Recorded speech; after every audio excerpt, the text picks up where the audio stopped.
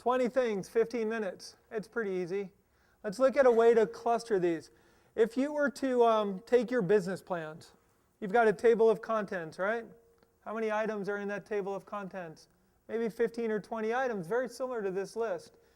A trick to creating a presentation, it's an old-fashioned grade school trick, but put them out on pieces of paper, separate pieces of paper, each of your titles, put them on a desk and shuffle them around in order that might make sense for the story you're telling. If you're a high-tech company with major IP, you're going to really want to frame the legal issues and the IP issues, right? Your competitive advantage lies in that IP.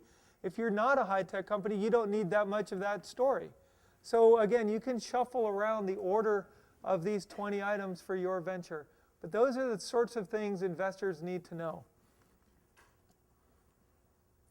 Let's talk about the opening. When you come to an angel pitch, you've got a panel of people watching you. Could be 3, could be 5, could be 30 or 40, sometimes more.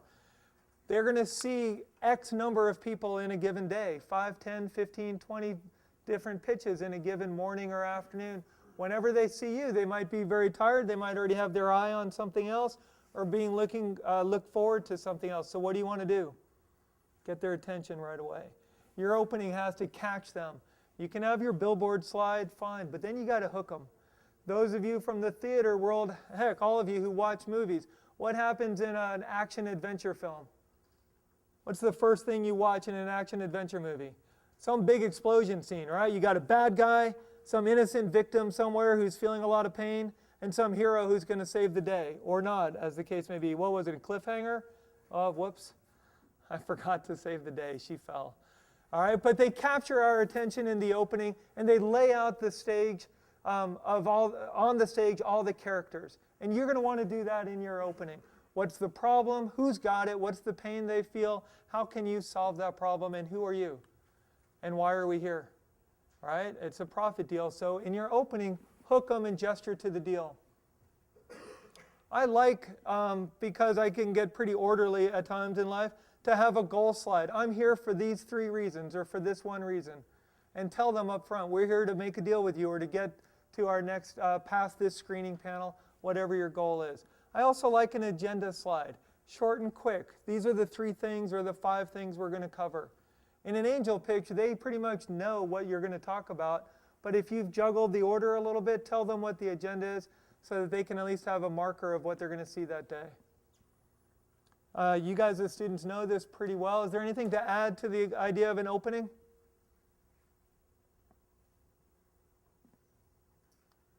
Picture.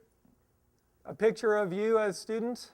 Or you, excuse me, as the venture team? Images? Something that shows, we were talking earlier about a team that is developing an E. coli technology. Maybe they should be out in spinach field. Have a picture of them out on their field testing. I've divided those 20 categories into subsets. Problem, opportunity, customers. That's the triad right up front. You got to hit that early. Every presentation, you got to say what's the pain that your customers feel, who are those customers, and how do you solve that pain? That's the first sort of key element of the presentation. You could get bogged down in product or service solution description, but a gesture to it. If you've got a demo, a prototype of it, bring it out and show it to your panel. In our McGuire program, some of you actually have the widgets themselves. Heck, the team that's doing fun flights, bring an airplane with dancing girls or Mickey Mouse or something like that. Spend some money and get a model made of it. The water, RePlus, bring a water dispensary. All right. Frame it within the industry and the context, but that's a chunk of information. You can move on to the venture details. And again, it's your venture, so you tell your story. Some of you will really need to talk about how you tie into a market and what barriers you have to entry. Some of you might not have significant barriers to entry. You're opening a shop. It's pretty easy. So you got to, again, flesh out the details as your venture calls for it. I'm going to point up here to IP and legal issues. You got to get a handle on that as you go to pitch this stuff, you have to show them that you're of a high enough caliber. So if you don't know if you're going to be an LLC or an S Corp, if you don't know what IP you have, if you haven't shown the angels that you've taken steps to protect your IP, they're just going to send you out the door. You won't get through the screening panel. So you have to show, unless your idea is brilliant or you're brilliant and you can say, oh, we're working on that. But you've got to show them that you know your stuff. In our McGuire program, when you go to do your competition, we want you to be so strong that they don't have any questions. You give them the information appropriately and tightly enough. This could take a year and a half, of course. Strategies for operationalizing. Is operationalizing a word? It is now.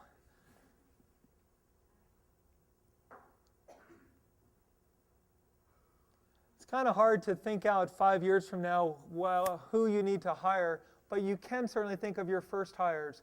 What's your team like? What gaps do you have? Who do you need to hire to help you? Do you want to give them money or do you want to give them interest in your company? But you got to know not only your first customer, but your first hires and your first early stage steps. We have 24 ventures in the room. How many of you know where your venture is going to be in 5 years? Maybe the Truckit company, just because they're so smart. But none of us do. 5 years, who knows what's going to happen. But if you can have a plan for your investors and show them that you're thinking about it and can take into account contingencies, they will trust you and ask you to come back. And again, what's the first goal of a first presentation? Get invited back. So the more information that you can show, the smarter your thinking is, the better off you are. In our program, we really want you guys to do this at the year-end showcase. I want you to sing, sing, sing.